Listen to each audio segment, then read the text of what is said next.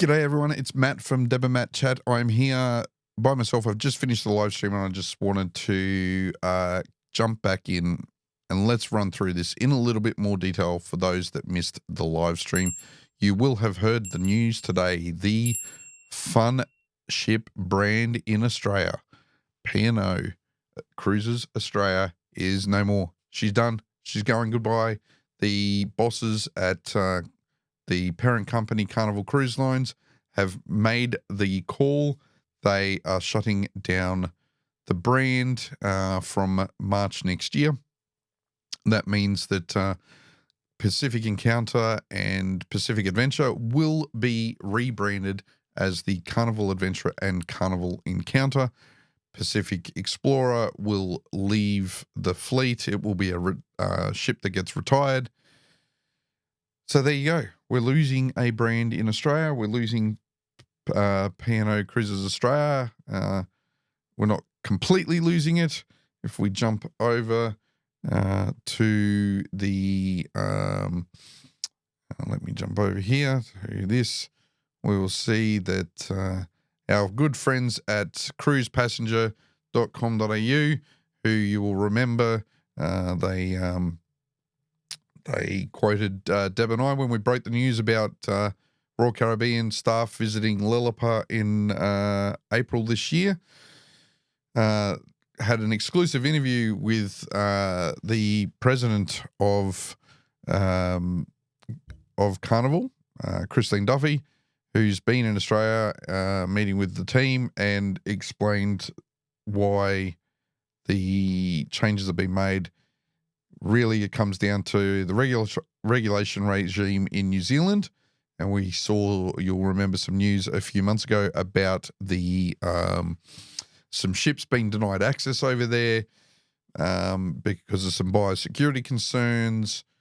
There's also a lot of rising costs, particularly here in Australia, where we've got very high wages, etc., compared to a lot of markets that these cruise lines operate in.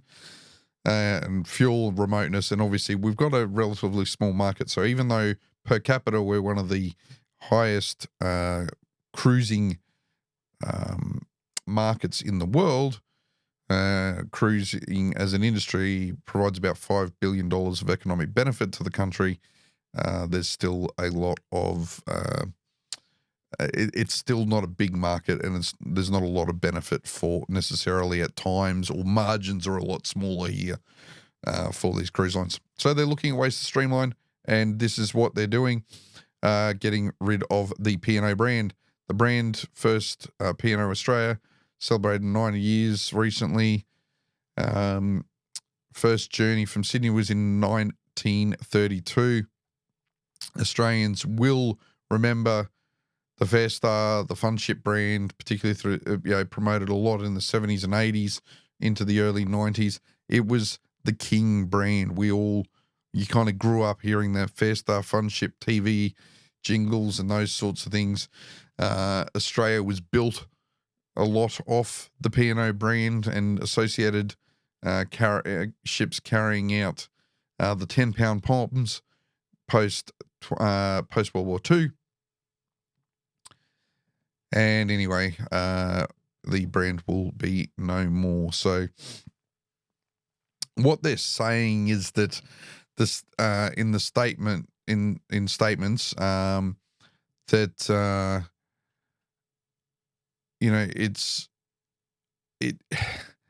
I don't understand this, but they're saying it's the latest in a series of strategic moves designed to increase guest capacity for Carnival Cruise Line. So it's we can see that highlighted in this section here.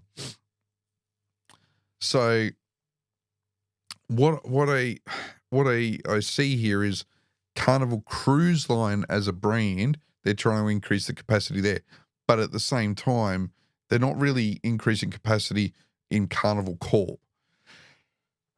And Carnival Corporation is the brand that is the parent company. Carnival Corporation PLC is the one that has AIDA Cruises or AIDA Cruises, Carnival Cruise Line, Costa Cruises, Cunard, Holland America Line, P&O Cruises Australia, P&O Cruises UK, Princess Cruises, and Seabourn. Anyway, there we go. So, regulatory concerns, cost concerns. The reality is that we're a small a small market, as they say, or the South Pacific is a small market. We see that quoted in this story again by Josh Weinstein, who's the Chief Executive Officer for Carnival Corp and PLC. So, small population, high operating costs, and high regulatory costs. So they need efficiencies. This is what they're doing. So they're still going to have 19 ships in the region, visiting 78 destinations, and they're still going to be, representing, around 60% of the market. So this is something I think, we do need to be a little bit more realistic about, I guess, is the fact that Carnival, the Carnival P&O brand is the brand in Australia. If you're cruising, this is the one. Like, you're going on one of their ships, almost without doubt. So, most people go, unless you're going on things like Royal Caribbean and some of their brands, Norwegian and stuff like that, which come down, but they're only here for such limited times generally. So, as I said, our friends at Cruise Passenger got a really good a really good interview. We'll put some links in the description that you can jump on. What they're saying is that there won't be too many changes. There'll be some benefits for guests. Things like the Carnival Hub app will become accessible on the new Carnival Adventure and Carnival Encounter ships, which are really the old Pacific Encounter and Pacific Adventure ships, but just rebranded. So that means that you can do things on that app, order drinks, book your shore excursions, things like that you can't really do very easily in the the P&O cruise app. So there's a few advantages. Loyalty, you'll get access to the loyalty program with Carnival Cruise Lines. So it'll be interesting to see if this has any impacts on recognition with Princess Cruise Lines, because you do get some recognition between P&O Cruises Australia and Princess. That may drop off now, because I don't think, and correct me if I'm wrong, drop a comment below, I don't think Carnival Cruise Lines gets recognition in Australia on Princess. All the big news outlets have been covering this all day today. We can see here there's this ABC article, news.com.au, big bold, P&O Cruise Line shut down after almost a century of voyages in Australia. New Zealand, this is the big one. I feel for New Zealand losing Pacific Explorer. This is a significant ship or a significant loss for them. This is the ship that, we can see here.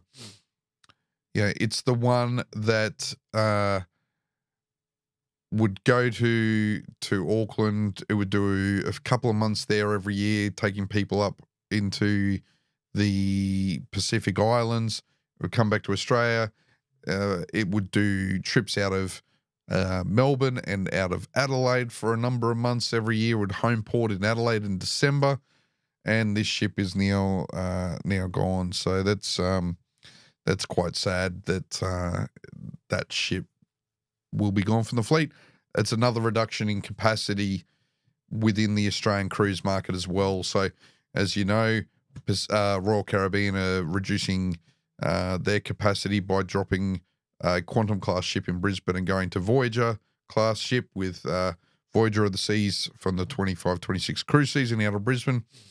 So you're going to have that reduction. You're going to have a loss of a ship in the Australian market. Virgin Voyages isn't coming back. Things are getting tight in terms of capacity. Prices are likely to go up, in my view. We've also seen Princess recently announce a reduction in the ship schedule with one of their ships not coming to Australia as originally scheduled for, I think, 25 onwards. So, yeah, look, I think we're going to see relatively high prices in Australia for quite some time. We may get with Explorer leaving, this may be the carrot that gets dangled that convinces Royal Caribbean to start cruising all year round in Australia. That would be awesome. It would pick up some of the slack from Pacific Explorer no longer being here. Voyager could do, a Brisbane, New Zealand kind of back and forward and go, New Zealand up, then do 7 days from Auckland up into the South Pacific Islands and back down, and then do a 3 or 4 day across New Zealand to Brisbane, and then go Brisbane up and then come back again. It would be nice to see something like that happen through the winter months and have Royal Caribbean actually cruising all year round in Australia. But maybe that will be something an opportunity that rises out of the ashes of P&O Australia finishing as a cruise brand. Look, there's plenty of coverage out there. If you're interested in this sort of news, we would love for you to hit the subscribe button. Stay on, make sure you like this video, but hit the notification bell as well so you know when we're putting videos up. Also, by all means, you can jump across everyone in the industry. So you've got major media outlets like The Project, for example, and ABC, as I showed, covering it. Cruising with Honey, she did an interview with Channel 9 today. And, then we've got P&O Cruises put their stuff on social media. But Crazy Cruise Fam, we've also got Adrian, who is currently in Japan. He's made mention of it on his social media as well. So, by all means, there is plenty of coverage out there. The cruise tubing community will keep you abreast of all of this. If you've got any questions, drop them in the comments. We'll see if we can get an answer for you. Until next time, don't forget, as I mentioned, like and subscribe. We'll see you in the next video. And hopefully Deb will be back with me. We've got some great videos and live streams coming up in the next few weeks.